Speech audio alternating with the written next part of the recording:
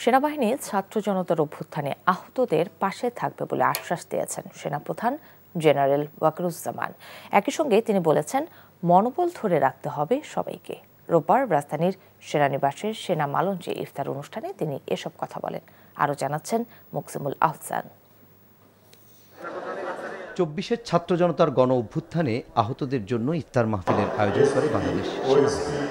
ইফতারে যোগ দেন ২০২৪ সালে গণ অভ্যুত্থানের সময় আহত কয়েক হাজার শিক্ষার্থী। অনুষ্ঠানে উপস্থিত আহতদের সাথে ঘুরে ঘুরে সাক্ষাৎ করেন সেনাপ্রধান। এ সময় তিনি তাদের মনোবল না হারানোর পরামর্শ দেন।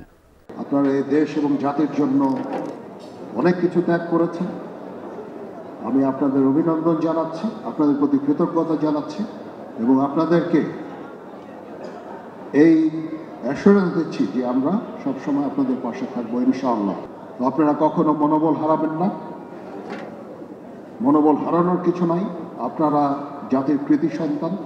সংক্ষিপ্ত বক্তব্যে জেনারেল ওয়াকারুজ্জামান ২০২৪ সালের গণ অভ্যুত্থানে শিক্ষার্থীদের অবদানের কথা স্মরণ করেন। আমরা আজ পর্যন্ত ৪,২০০-র উপরে আহতদের চিকিৎসা আমরা দিয়েছি এবং দিয়ে যাচ্ছি।